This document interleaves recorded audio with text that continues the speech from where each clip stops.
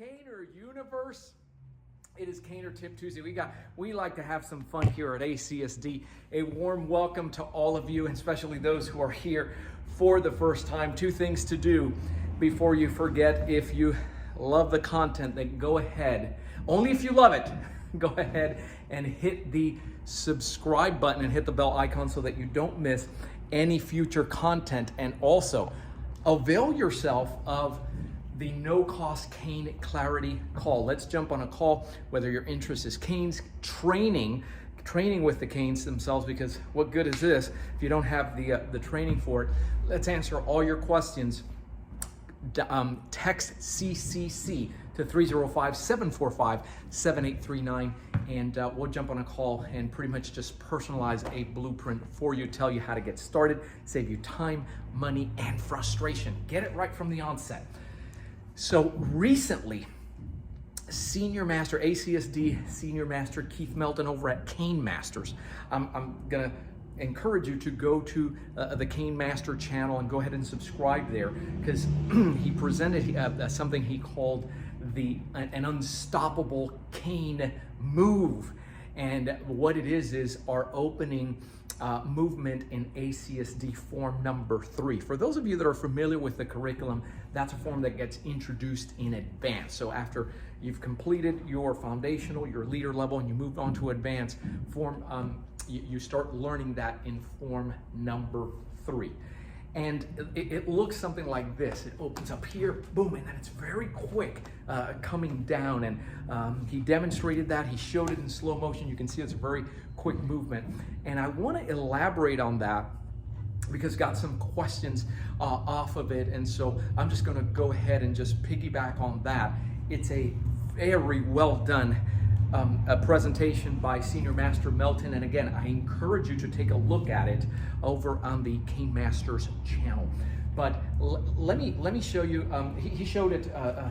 He showed something like when you come over and boom, and then you're coming right off. And so, what's going on there in an actual, when we're coming hands on, and I'm going to show it this way first. Several things when that movement comes in here. And you notice that I take a step back. This is not just a cover hand. There's a reason for that, and it's usually a two-handed assault, two-handed grab, or something that's coming here.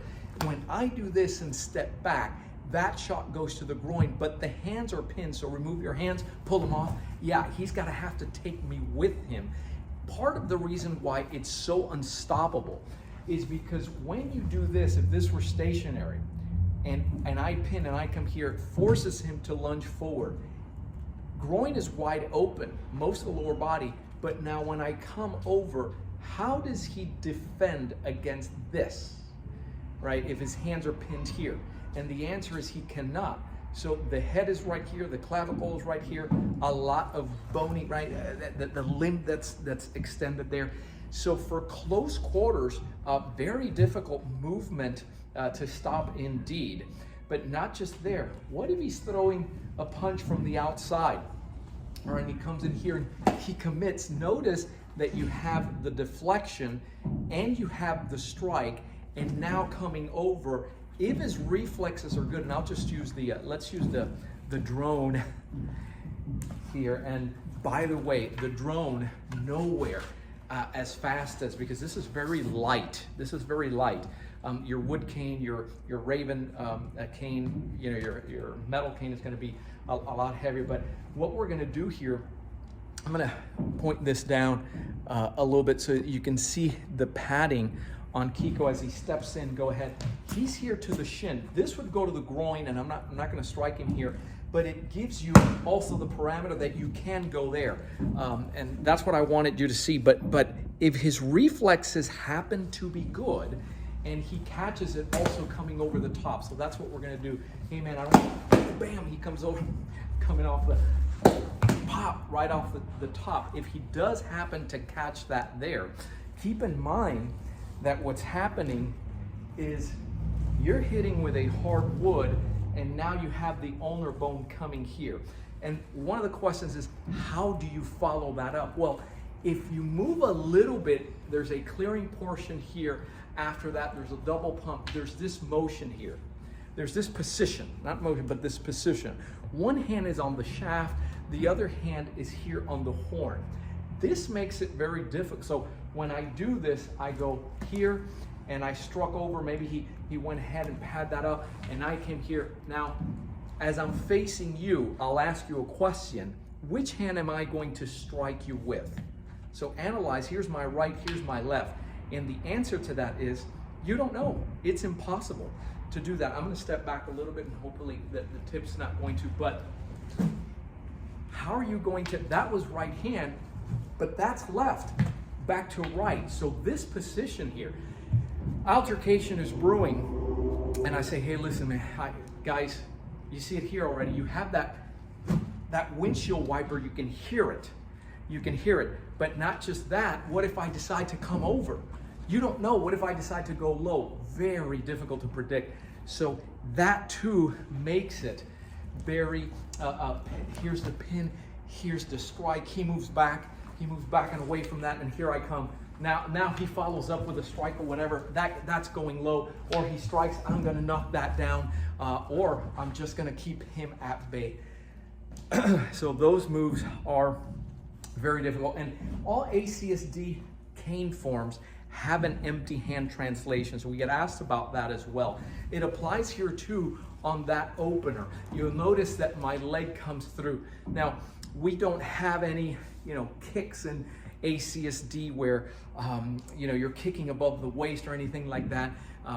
You have kicks that are designed to just stop that momentum. They're called cutting kicks, right? They cut the momentum coming forward. Or just if you can simply do this, right, with your shin, anywhere from the shin to the instep. On something like this, if I secure here and come over, it's the same deal. Now, I can either collapse the knee to the inside, but how do you stop the hand that's coming, the palm heel strike, that's coming to the nose and to the eyes, right? And it's not where you're gonna go here and come over and do that. It doesn't work like that. It's a pretty quick strike here that just pins. There was a strike to the bottom, and here it is coming over. And so the same thing with a strike, as it comes in, very difficult to stop, taking it to the inside, and then of course the locking and the raking and all these other things that tie in. But just wanted to bring some insights into that because it's very well done. And we had some follow-up questions, and I wanted to go ahead and elaborate and also show you this. We can't walk around like this, right? I don't recommend you're either walking around in a reverse grip or in a standard grip. But once something is brewing and you're not feeling good about it, this is tough to beat. This is tough to beat right here because it allows you to go with either hand. So just wanted to bring that to your attention. And again, you say, well, where do I learn ACSD form number 3? That's just the opening. All the forms, the exercises are known to be very short. They're not designed to go out into the tournament and present them for judges. That's not why we did that. They're more present movement and tactical application, and they're loaded, as you can see, with application. So how do you learn it? Well, there's a step-by-step, and you don't do it by plugging in and trying to pick it up on YouTube video. We have a platform for that. But before you do anything, please, I encourage you to make that call first. Have a conversation about where you are, where your interests lie, so that we can go ahead and lay out the plan for you and the map for you. And hopefully, as it has been for so many, just an enjoyable, the caner way, the caner path, just very enjoyable for all. I'm Joe Robaina for American Cane Self-Defense. Thanks for watching. Keep caning. Stay safe.